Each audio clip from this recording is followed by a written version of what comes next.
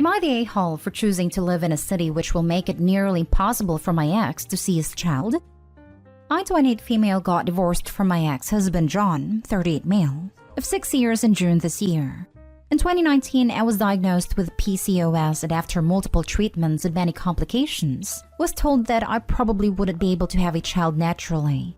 We'd been trying for a baby for 3 years, and as expected, this devastated us. Our marriage suffered because while I eventually made my peace with the situation, John couldn't seem to get past it. I suggested fostering and adoption, but his heart wasn't in it anymore. After months of hostility, zero intimacy, and withdrawn affection, we asked for couples therapy. He responded that he'd rather have a divorce. He said he'd been checked out for a while and there was no point dragging things out. I was heartbroken, and it didn't help that I was stuck living with him throughout the lockdown. I eventually accepted the end of our marriage, and as we went through the divorce process, I prepared for the move back to my hometown across the country. Shortly before I moved out, we slept together. I know. It was an impulsive mistake, fueled by alcohol and loneliness, and he made sure I knew it meant nothing. Anyway, I eventually moved back and it's been wonderful. I'd forgotten how much I love being near my family and friends. I was slowly adjusting to single life when I found out that I am pregnant. Yep, I know, right? What are the chances? I told John about the pregnancy and he was over the moon. But for some reason, he assumed that I would be moving back to live with him. When I told him that I have no intention of moving back, but rather raising our child in my hometown, he lost his mind and accused me of trying to keep our child from him out of spite. I told him that he could move if he wanted to be closer to his child, but he insisted that he wouldn't be able to find work out here, that it made more sense for me to move back because I've only been at my new job a few weeks, and it wouldn't be as much of a sacrifice as leaving the job that he's had for 11 years. He offered to pay for the move, a new apartment, etc., but I turned it down, and explained that if I stay, I'll be able to keep working because my family's here to support me. And that mom and sisters have already been such a big help with finding a place to stay, preparing for baby, seasoned mom advice, moral and emotional support, and so I feel more confident having them around. If I moved back, I would essentially have to be a stay-at-home mom, which I really don't want. He told his family about the baby without warning me, and now I'm being bombarded with criticism from every direction and being threatened with legal action for alienating them from baby. I don't see why I should be the one to compromise after having to up and move my whole life the way I did. Now for the top comments. Not stay home. John is only interested in you as a broodmare. Get a lawyer and get a custody agreement in writing and get child support. Do not do anything that would make you dependent on John. Yeah, the scariest part of the offer is that he wants Opie to be dependent on him. That just flat out isn't safe for Opie given how he's behaved, and his complete disinterest in Opie's well-being. And if it's not in her best interest, then it's not in the kid's either. Frankly, I don't think the kid would benefit from having this guy take on a more active parenting role regardless. Someone who treats a spouse like a broodmare is also going to treat their kid like some other kind of object. A trophy, a cudgel against Opie, nothing good. So let's get this straight. When he couldn't get what he wanted, he straight up tossed Opie to the curb because he checked out of their marriage. So she had to append her entire life. And now that she's pregnant, he expects her to do it again to make his life more convenient? Opie, do what's best for you and your baby, which should include getting a lawyer to sort out custody and child support as someone else mentioned. Also, congrats. ATIA. Oh my word, the unmitigated gall of this guy is insane. Tell him to find a different surrogate and to leave you alone. He tossed you aside when you didn't get pregnant and now wants you to sacrifice everything to be his new nanny to your own child. Of course, his family's behaving like this. They're the ones that helped create that monster. I'm just so glad you were back home with your loving and supporting family just in time. Congratulations on your baby and happy holidays with true family. If his family is getting aggressive with you, block them. He ended a relationship. Sounds like he honestly doesn't even want a relationship. Just a baby. Red flag for that. You moved, you started a new life. He can move or not. He made the choice to not be in a relationship with you. He can be the one to move. Next story is titled, Am I the a-hole for calling my brother-in-law out for his weaponized incompetence and calling him pathetic at dinner? I, female 24, have a sister, female 32, who has a husband, male 38, who is the poster child of weaponized incompetence. They have 4 kids, Female 10, male 8, male 5, female 3, and she's pregnant. My sister works a full-time job, 40 plus hours a week, cleans her entire house, cooks, takes care of all her children, without him doing anything. It is seriously mind-blowing that she wakes up like 4 a.m., cooks breakfast, does chores, gets all of her kids ready for school, takes them all to school and daycare, and all he does is stay home and work. And when his kids get home, after my sister picks them up of course, he will play with them for a little and play video games until he falls asleep. And she actually makes more than him.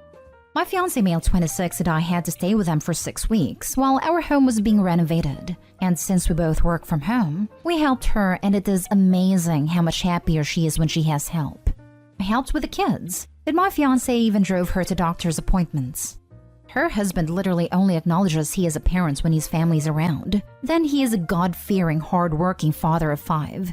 He's the one that wanted more kids. She wanted to stop after her last baby, but he needed more boys. I am seriously concerned, not only for her, but her kids as well. Because now her oldest is seeing what's happening and trying to help. But my sister is prideful and refuses to let her child do anything. Me and this man have never gotten along. He's been acting like this since their 8-year-old was born. I've tried talking to her about leaving, but she doesn't want her kids to grow up in a broken home. And unfortunately, her experience with our parents' divorce was completely different than mine, so she doesn't understand that a divorce would benefit her kids here because she thinks they need their mom and dad together. Cut to this past weekend, her and her husband threw a pre-Thanksgiving potluck, where our entire family plus his was there. I stayed with my sister a few days before because I knew he wouldn't help. So, we're at dinner all talking, and I mentioned we are trying for a baby, and my brother-in-law makes an offhanded comment to him about how hard fatherhood is. I snapped and said, like you would know.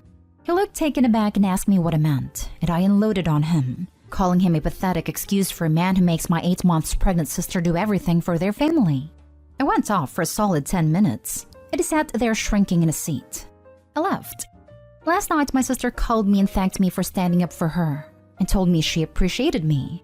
Although today I got a very nasty text from him telling me I'm a terrible person, and that because I lied in front of his family, his mom is angry at him and is moving in with them to help her out, and that I've made him the laughingstock of his family. He certainly thinks so, but am I the a-hole for doing this? His mom is angry at him and is moving in with them to help her out, and it all becomes clear. Not the a-hole. Behind every incompetent man is a mother who did everything for him. Lol. Someone is just pissy because he is being forced to put on his big boy undies. While your timing was not the greatest, he needed to hear it. Besides, isn't Thanksgiving the time of year we all have big blowouts with a crazy family member? Not only did you speak the truth to a guy with learned helplessness, you also seem to have gotten some positive help for your sister. Seriously, if he's that bad, he deserves to be a laughingstock. Maybe that will bring some more positive change, whether it's his finally helping or your sister leaving him. Not even a justified a-hole as some comments suggest. You had a breaking point and he was taking credit for the children's upbringing that your sister single-handedly should be thanked for. He knows he isn't wrong, which is why he sat quietly and kept pretending in front of his family. He would have driven your sister into an early grave. His true colors are bound to come out sooner or later when his mother has moved in. He will not be able to pull the facade forever. When that happens, he will either have to change properly or risk losing the support of his family. All of it started with you speaking up for your sister against his lies. Well done. Next story. Am I the a-hole for forcing my brother and his girlfriend to terminate? So I'm a 24-year-old who moved out of their parents' place a couple years back. My parents are terrible people and were very cruel to me and my brother growing up. I very much enjoyed the space to myself, and it has been the only time in my life I've truly felt safe. My twin brother, Zach, didn't move out and was also pretty miserable living with my parents. Then about 8 months ago, he asked if he and his girlfriend, Kat, could stay with me for a while, as he started school a couple years after me and isn't financially in a place where he can afford his own place. Knowing how awful my parents are, and how much of a good guy and gal Zach and Kat are, it really wasn't much of a decision. I just told them to chip in when they can, and as long as I'm not paying for their food or anything like that, it's chill for the time being. Things have been fine, and Zach and Kat have been nothing but respectful to me and my place. The place is on the smaller side, but Zach is usually at school or work, and Kat works a good amount of the time, so I'm not usually super bothered by it. Their plan is to move out once Zach graduates, which will probably be 2023 at the rate is going. So I'd most likely be living with them another year and a half to 2 years. Now that wasn't much of an issue to me as they don't really have anywhere to go, and I totally get not wanting to move back in with our parents. The thing is though, about a week back they revealed to me they were pregnant. While I think it's awesome, and I'm excited for them, this severely throws a wrench into our living arrangement. I really can't deal with a baby living with us for the extended future. I'm someone who's very sensitive to noises and suffers insomnia. So a crying baby would literally make my life hell on earth. When I asked them what they were planning on doing, they said they were going to keep it as Kat doesn't believe in abortion. And they feel as if they'd make good parents. They definitely would. They're great people. I said, oh well, congrats then. We ended a conversation there for that night. The next day, I asked them what their plans were for housing in the near future, as they know about my sleeping condition and how I'd feel with a baby/toddler in the house. They said they'd have to stay here as they didn't really have anywhere else to go. I told them that won't be happening for reasons stated earlier. They both got very upset and accused me of forcing them to terminate their baby. Now for the comments. Not stay home. That's their problem. You've stated your boundaries clearly, and if that doesn't match up with their beliefs, then they can find another way to manage. You didn't sign up to living with your kid. I'm super confused as to how they both work, one of them full-time, but can't rent a place themselves. Opie's posts make it seem like they don't have any other option, but surely they should be able to afford to rent even a studio apartment on 1.5 incomes. 1.5 incomes who haven't had to pay for real rent for the past few months, that should at least have gotten their deposit and first/last month covered. If it's so dire that they're not even covering their should-be expenses, full rent, utilities, food, wear and tear and stuff, they're not in a place to have a kid. You aren't forcing them to do anything. They can have their baby. They just can't do it while living with you. If their family planning is based on being able to live with you rent-free for the foreseeable future, then they can't afford to have a baby. You agreed to house them rent-free for over 2 years, which was incredibly generous, but this is a boundary for you, and they need to accept that and stop blaming you for their financial situation. Living with a baby is a lot, especially if the baby isn't yours. You have done nothing wrong here. They just can't do it while living with you. For free. You did not force them to copulate. You did not force them to not use birth control. You're not forcing them to have a termination. This is 100% the result of their actions and decisions, and it's on them to deal with the consequences. If they need housing suitable for a pregnant woman and later a baby, that's what they need, and it's not a thing you offered or even can offer to them. If Zach wants to be a dad, he needs to earn enough money to be a dad to support his partner and child.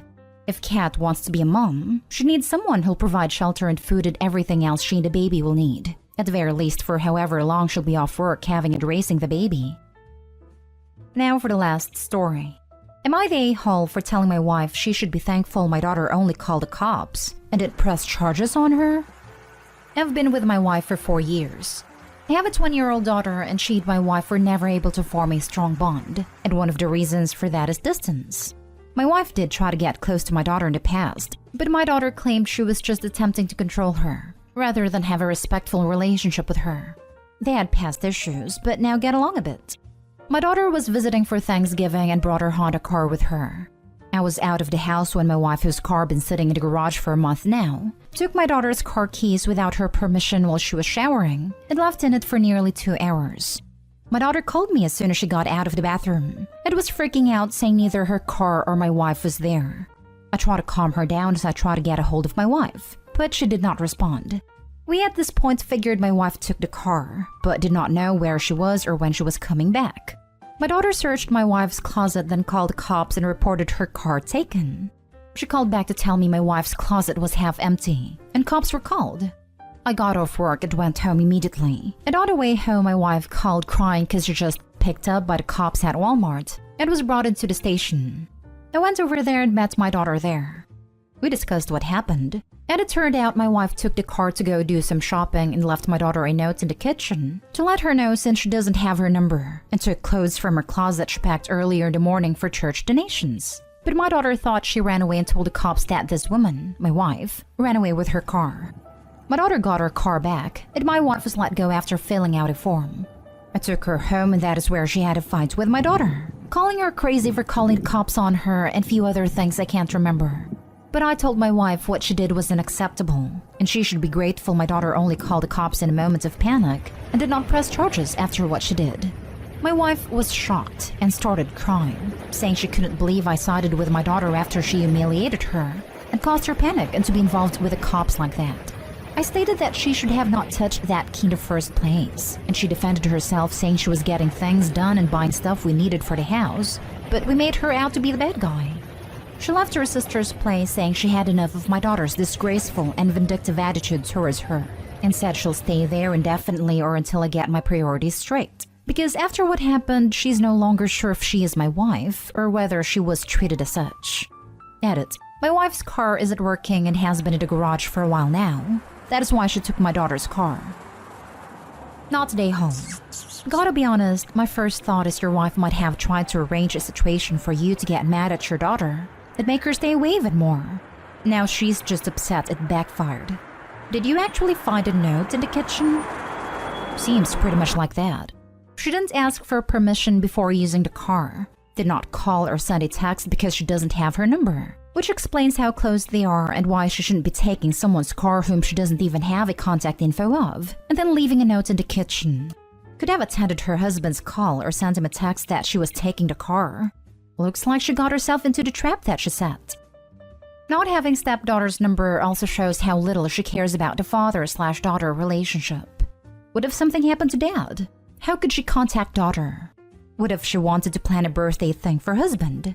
Like, how do you not want the number of your spouse's children just in case?